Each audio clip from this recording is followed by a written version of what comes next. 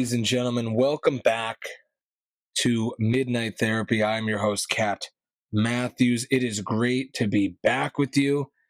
I came down with this random fever this past week, and it took me completely out. 103 fever, couldn't move, couldn't sleep. I was in hell.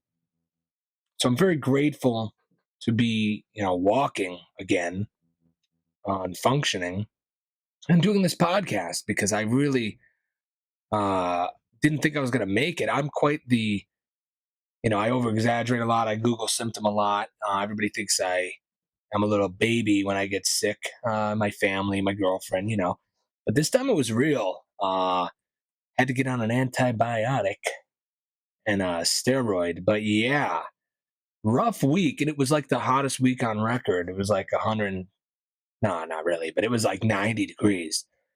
And I was inside all day going crazy, with insomnia and chills and sweats and not fun. But we're back. This is the original set. We changed out the painting. We have the turkey. Please enjoy that. Please enjoy the turkey. We got rid of the fortune teller box. That was fun. We might bring it back. Who knows? But yeah, this is going to be a quick episode, hopefully. You know how it gets. And it's a random one. I'm going to do a review and a reaction and just my thoughts of the debate that's coming up this Thursday between Trump and Biden.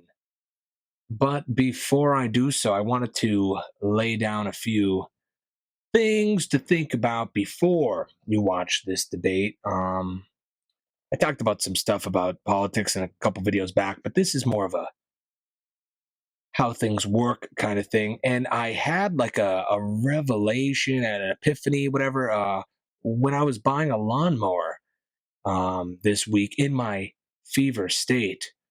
Still very fevered and sick. Visiting a Lowe's, I had this epiphany. I'm going to tell you the story. We're just going to get into things right here. Me and my girlfriend needed a new lawnmower. We were trying to get an old one fixed. Didn't work, blah, blah, blah. We kept borrowing people's. But it was time. So we said, let's just bite the bullet and go get one. So we're at Lowe's. And I don't know if if you've been to a Lowe's recently, but it's like a big, empty, weird warehouse like we talked about before. All these stores are. There's not too many people to help you. But we found a guy and we were like, hey, we just want a lawnmower, nothing fancy. And he was explaining to us the different options. Now, let me just tell you some history. Lawnmowers have been out, gas-powered lawnmowers, the red ones. You know what they look like. They've been out for probably 60 or 70 years, probably since the 1960s, and they really haven't changed design at all.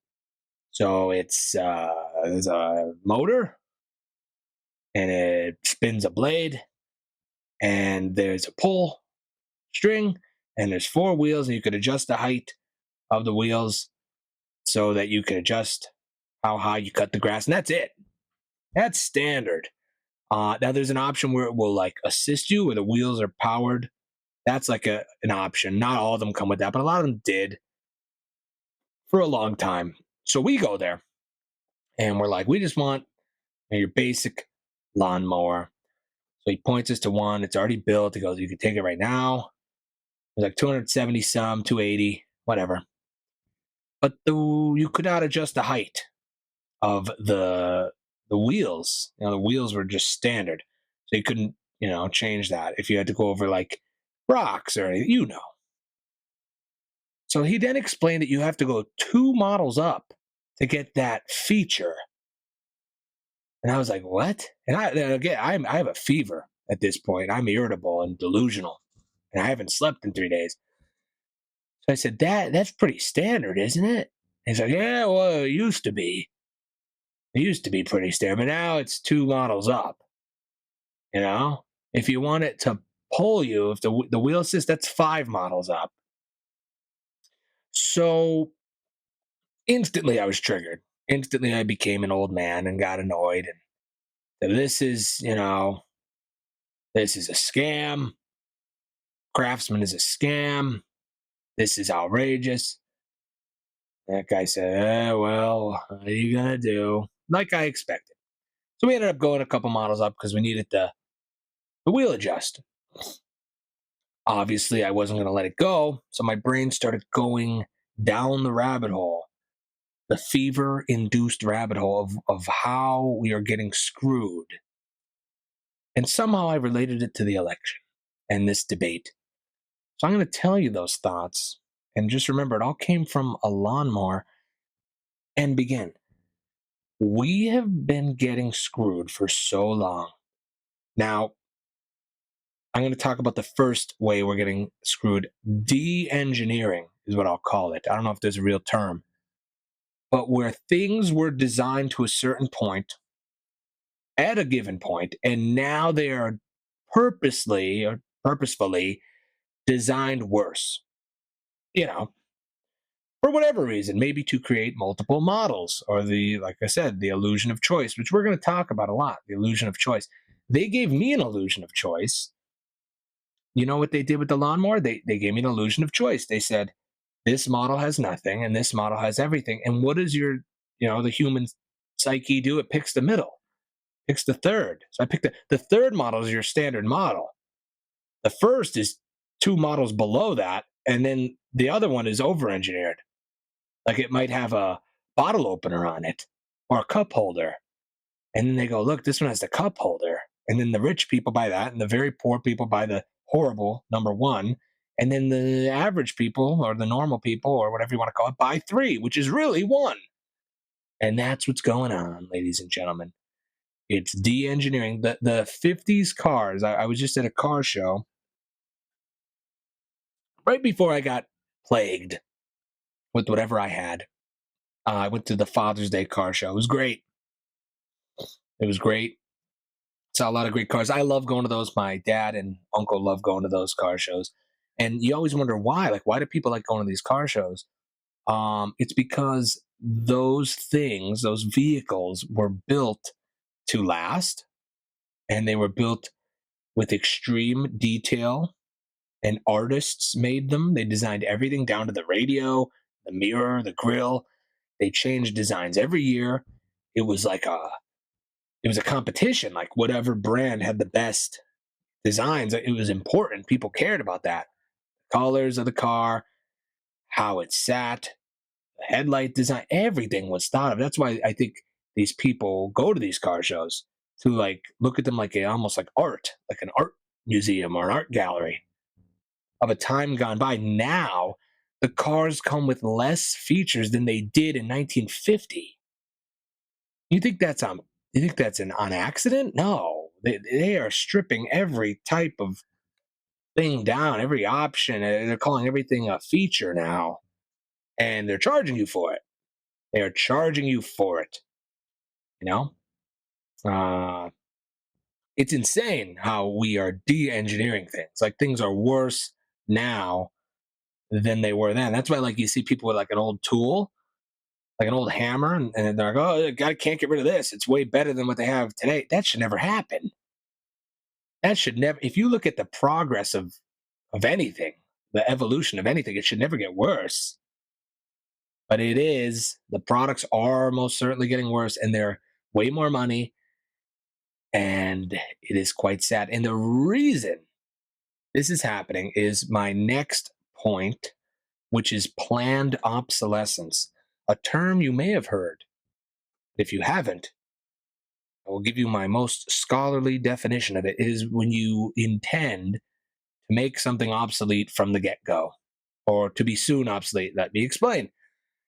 Back in the 50s, 60s, 70s, whenever, 80s, maybe into the 90s, there were TV repairmen or whatever, repair persons. And they would come to your house and fix your television if it broke.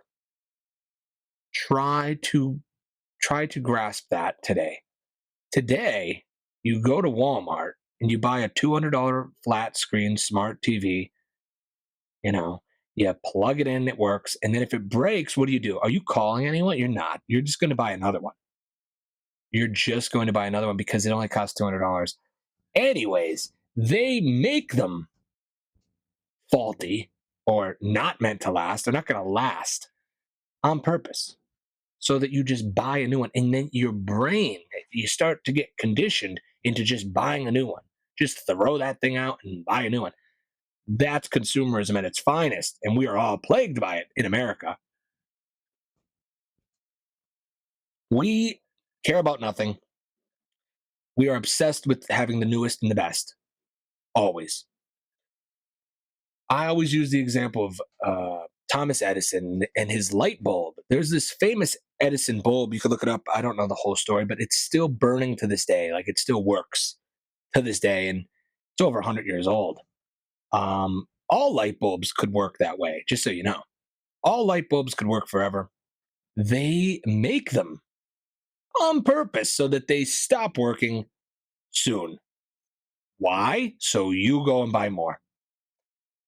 If this is new to you, I'm sorry. I don't mean to depress you or anger you, but these are the facts. And if you already know this, I probably sound like a broken record, but I'm trying to make it very, relatable to everyone, digestible to everyone. They're doing this on a grandiose scale. It's made to break. Everything's made to break, and everything's made to be unfixable. Do you get that?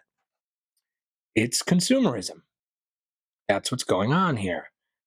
You could have free electricity. Look up Tesla, Wardenclyffe Tower. I think that's what it was called. Look it up. JP Morgan, look this up. And then look at why they went with the power lines model. Went with Edison. Why? Because they could charge you for it. Tesla would have been, he would have been the king of the world if they went with him, but no way. No money, no funding. This goes back forever. We're always greedy. And we'll never not be greedy. You would have a car that runs on water right now if we wanted what was best for humanity. We don't. We want what's best for profit. So it brings me to my third point. It's all going to tie in now. Is the idea of monopolies and the idea of big business and what's going on. Just remember, when I say that term, the illusion of choice, that is the only thing keeping this system going. That's the only thing keeping you getting up, going to work. The only thing keeping you on YouTube and Facebook and all that. It's the only thing keeping us all going, the illusion of choice. I like thinking I'm choosing to do things willingly, even though I'm not. I'm so conditioned, just like everyone. We're all conditioned. We're all conditioned. This is almost like determinism a little. There almost isn't free will. Save that for another episode. But these monopolies kind of control everything. So essentially what I'm getting at, and you're getting the very abridged and slightly comical fun version of this because I don't have time to do an 8-hour video, and this isn't a peer-reviewed research paper. This is Midnight Therapy. Pat Matthews. So keep that in mind. If you need sources, go elsewhere. But this is a good, Spark Notes version of your book report. So these brands, these top brands, these companies, corporations, whatever, they want you to believe that there are thousands of choices out there.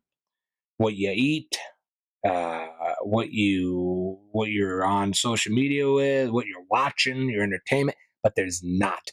There are parent companies that own tons of other companies, sort of like an umbrella, and all these companies are under the umbrella.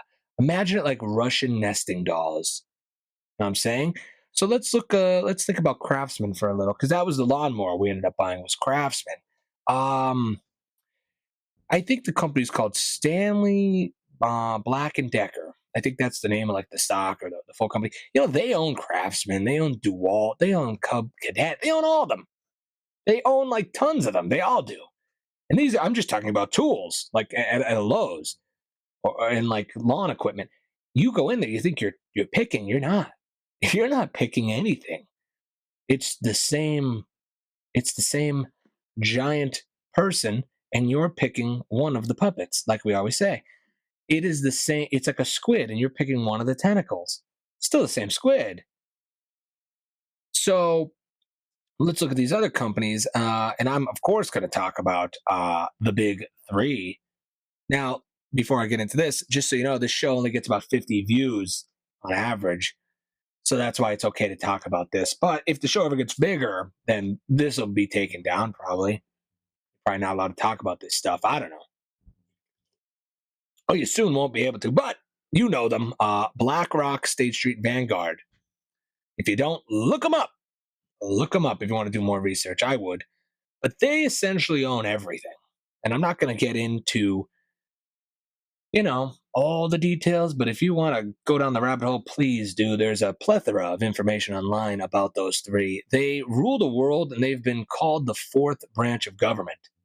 If you don't know that, let me give you a little taste of what they own. They own enormous, considerable percentages of all the food industry, the tech industry, which is AI, the energy industry, big pharma, digital media, the travel industry, the banking industry, which is all your credit cards, the shopping industry, including Amazon, the cell phone industry and internet industry, and the media. To name a few, just to name a few. And how it works, like I was saying with the craftsman, is like you have Coke and Pepsi, let's say, for food, and they have 5,000 other companies under them. Like, all the different sodas alone that Coke owns and Pepsi own, and then all the food.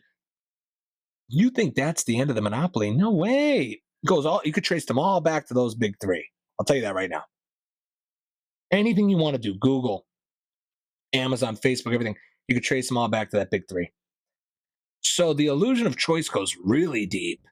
It goes so deep that it's scary. I'm going to name drop somebody. It's a guy's name, Larry Fink. Look him up. Just look him up if you want to know who's really running all this. It's not Trump or Biden or anyone. Look up Larry Fink. But it all goes back to the illusion of choice, and they know it's necessary for us to feel useful and to feel like we're in control. That's what humans need. That's what they need. But I think to go back to last episode with the Wizard of Oz, I think it's exposed now. The wizard is exposed. The curtain. We looked behind the curtain. We peeked, and I think a lot of people are waking up. If you're not, I encourage you to look into it and then tell me if I'm a crazy nut job, which I very well might be. Maybe not. Maybe not. But their goal at this is that, I don't know, the big three, we'll call them, or the elite, as I called them before. They don't want small business going on. They want to eliminate the competition. If they can't beat them, they join them. They buy them. And this has been going on forever. It's been going on forever. In our country, it was going on with the monopolies early on, and they tried to get broken up, but they never get broken up. They find loopholes around it. This goes on all the time. You may notice you're in your small town. Say you live in a small town, and there's a local pharmacy, and it's owned by a guy you know. It's the local pharmacist, Mr. Peanut. We'll call him Mr. Peanut. That's his name. And he's a pharmacist. And he gives you your Lexapro when you need it. And he gives you your cough medicine when you need it. And he sells you rubbing alcohol and Band-Aids your whole life. He gets an offer from this LLC that's owned way low on the umbrella chain, but all the way up it goes back to the big three. But it's one of them. And they go, we will offer you, we own Rite Aid and we own CVS and Walgreens, whatever. And we'd like to offer you $850,000 for your pharmacy. And he goes, whoa, that's a great deal. But the family, they need me. The community needs me. This is all I do. I don't want to retire yet. And then they go, all right, what about 1.2 mil? And then eventually he takes it. They buy it, and then they just shut that business down. They just shut it down. They just shut it down. And you've probably seen this happen in your own town, an example like this. But that's what's going on. They are eliminating the competition. They are eliminating small business. They want full control of everything. They want a food industry. They want a pharmaceutical industry, entertainment, all that. They want to own everything. Real estate, for sure. I'm going to get into real estate soon, but they really want to own real estate, and not the real estate you'd expect. So keep that in mind. And now let's talk how that's involved with the government or politics. As I was saying in the last episode, politics is just the theater, the pageantry. It's what we have to watch. It's the gladiators in the arena. It's fun. They make the big three more money as a career. You think their career as a politician is to help and represent the people. It's not. It's to make the big three more money, and in return, the big three funds the campaigns and endorses the candidates that serve as the puppets to entertain the masses. Let me try to make that clear one more time. They fund the campaigns that entertain you. They fund the puppets that entertain you and put on the puppet show that you feel involved in exchange for the government working with them and making certain regulations and things happen so that they can continue to make more money. That's what goes on. That's what this country is. That's what the world is now. It's a giant corporation. There are stockholder meetings for everything, board meetings, board of trustees. They run this country. And all the politics you see, and all the fake nonsense, regurgitated dribble that they put on those state websites, and all the politician speeches of "we're here to serve you, it's a government by the people," all bullshit. All bullshit, my friends. It's okay. You don't have to be sad by this. It's just you should be informed and act accordingly. The government and the big three are always going to take care of each other and everybody under the big three. And there's a lot of people under the big three. Some people that maybe watch this show, they're big investors and they want to see the big three do well. Because the big three does well, their stock portfolio does well. I'm not saying they're bad people. I'm just telling you that's what's going on. They probably are bad people. But you didn't hear it from me. What I think they want, from looking at the evidence, you tell me if they're bad people or not. Granted, they also deal with China quite a bit, and a lot of blacklisted stocks in China they have their hands in. Let me paint you this picture. The government, our government, is totally okay with the big three having mass amounts of stake in social media with mass amounts of unregulated and unchecked breach of privacy on the people and surveillance and tracking and all that. But they had a problem when TikTok was doing it. Remember that. Keep that in mind. You know why they didn't want TikTok and why they're trying to ban TikTok still? Because they don't have control of TikTok. They don't have control of TikTok. The US is willing to buy TikTok, for the big three to have control, as long as the US, has control of all that data. It's okay. Because they get it from all the other apps. What they do on the other apps is far worse than what they do on TikTok. They just made TikTok the boogeyman because the US doesn't own it and the big three don't own it. That's why it was a problem.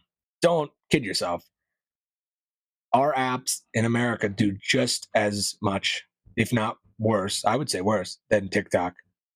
They just don't like TikTok because they don't own it and they can't control it. Just like I was saying about Trump the one day. So yeah, what's their strategy for TikTok? Sell it to us for whatever. We'll use taxpayer money to buy it, or we'll ban it in our country. Okay? So that's what they are it seems what they're doing with Trump. Stop running, don't run for president, or we'll just, get rid of you one way or another. Okay? Same kind of rules the US does, if you keep your eyes open. But moving on, what's the big three looking at now? They want to have more power than anyone in the world. That's what's about, money and power. So they're looking at what do people have and what do they want people to have. And it's not assets anymore. I'll tell you that. That's why with the planned obsolescence, they don't even want you to have like tools. They don't want you to have anything useful. They want you to have junk. You will own nothing. That's part of the plan. But what do people still have that's like a big chunk of value? It's not their car. The cars have depreciated and they're all junking out too, as we said earlier. But you do see a lot of people owning homes, the older folk, and that's a problem because that's a lot of money. Now, these big companies would open these fake LLCs and these fake corporations. They would buy these giant apartment buildings. You'd see them in New York or in big cities. They would buy them and they'd buy like 30 at a time. They'd hire property managers and rent them out. Their whole goal is to rent and to lease. They don't want you to own the house. They don't want you to own anything.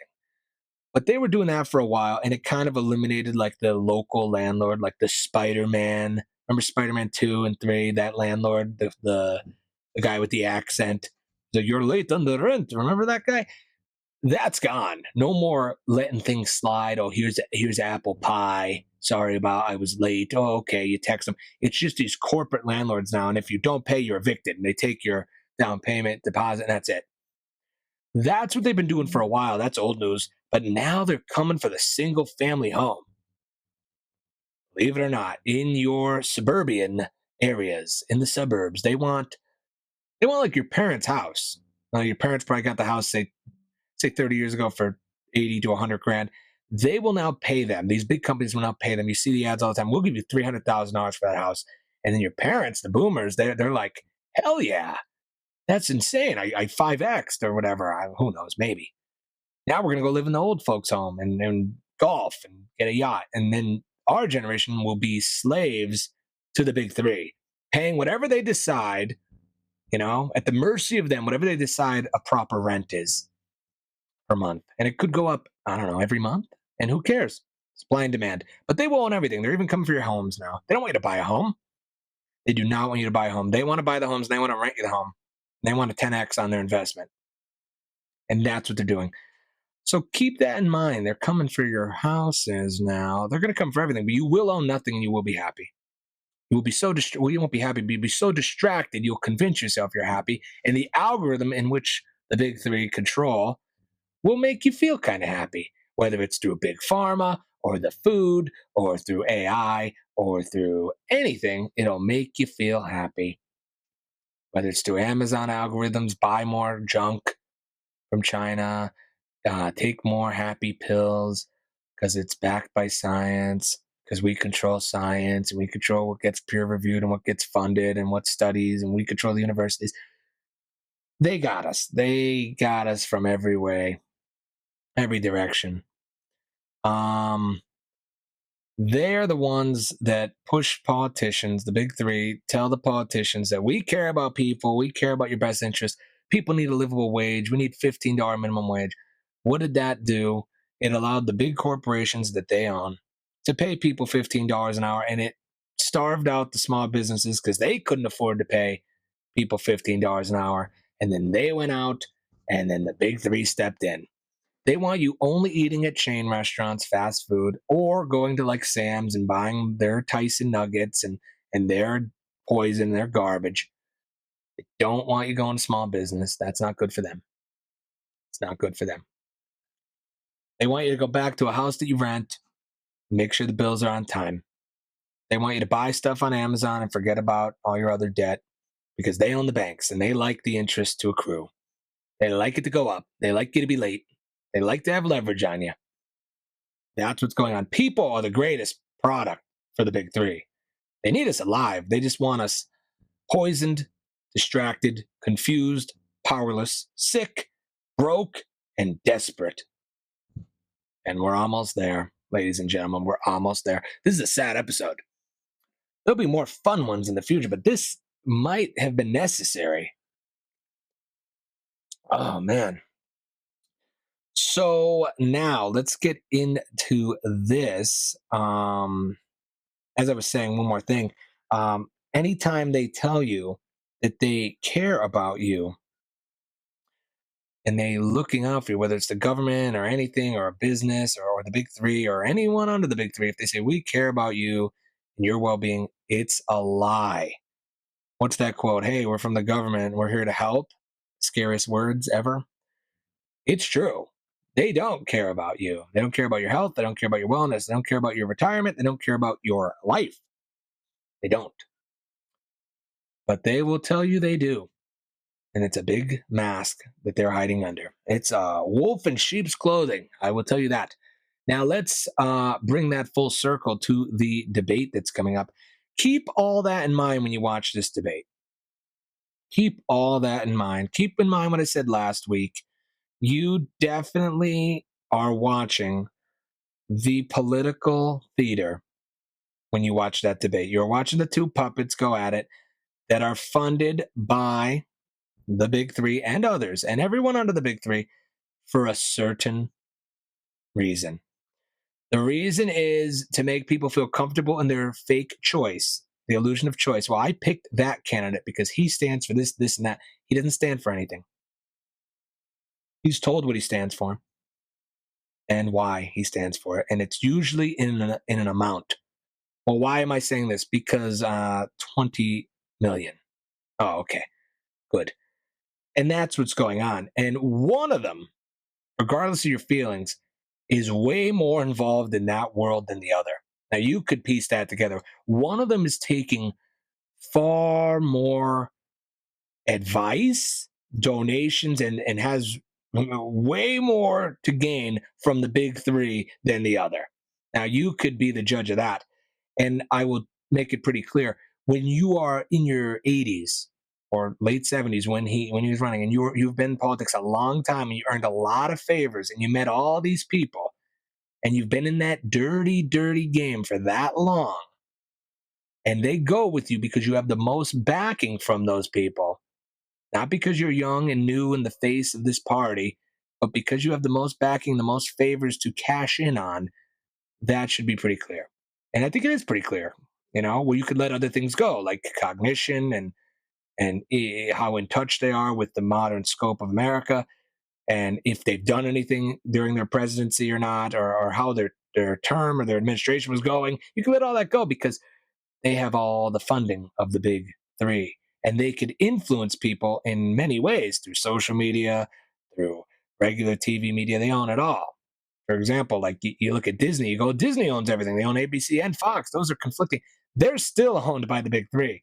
It's an umbrella that never stops, a pyramid. Goes all the way to the top. And at the top, there's just three.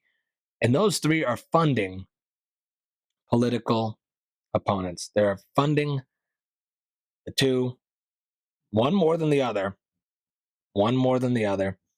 And they're going to go at it in a political pissing match, insulting each other. And the odds are already stacked because there's no crowd reaction and there's all these rules and the mics get muted when the other person's talking, so it's not even like a debate, but we're all going to watch it like a sporting event, and there's going to be commentary after, and we're all going to get consumed in it, and we're all going to say, oh well, that's my candidate and that's my, but there really is no such thing. It is all the shadow government that's going on behind the scenes. But if you're impressed by the puppet show, so be it. Ignorance is bliss. I wish I didn't know all that. I wish I just watched like it was a football team. I like the red team, and my uncle likes the blue teams. I'm not talking to my brother anymore. How could you back him? Were you stupid? Well, what are you? What are you, a nut job? That they got us. Like they made people hate their own siblings with that puppet show. It's a convincing puppet show, and it's been going on forever. But I do think this is the best two so far. After them, if elections even go on anymore, like I said in the last video, it's going to be even more ridiculous candidates. It might even be like wrestlers or actors or who knows right before it gets to the AI president, which it will be. But this is a pretty crazy one. Trump Biden rematch. It's going to be quite the show. They know entertainment. They know how to do it well.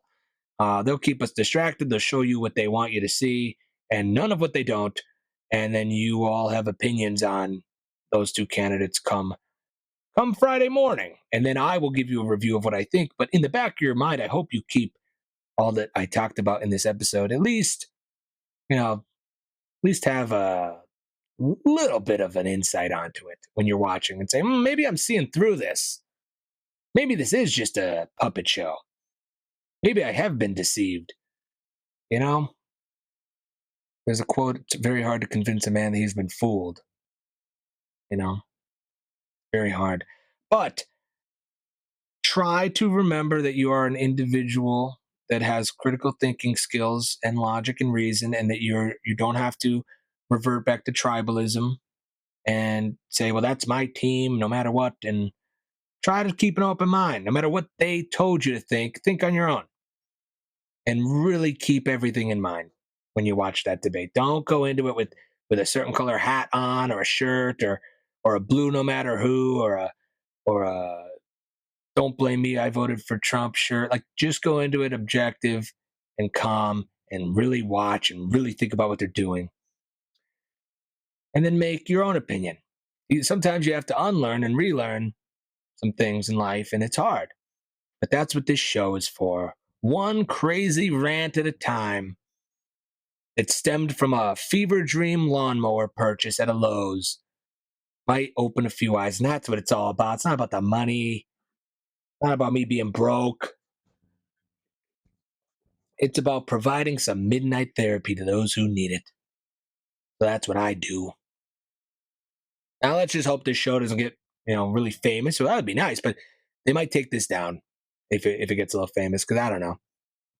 I don't know. You're crazy. You're a crazy lunatic until you start getting a following, and then they gotta shut you up. When you have no following, they go, "Oh, he's just a nut job. Who cares?" But once you start getting a little following, then they're like, "All right, silence him. Get rid of him. He's a little dangerous now." But yeah, that's gonna be it. That's a wrap. Thank you for listening. I'll be back with a debate reaction sometime next week.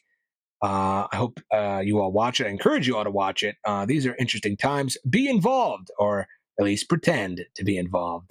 The illusion of choice, remember. Until then, thank you, everybody, and stay curious, my friends. Good night.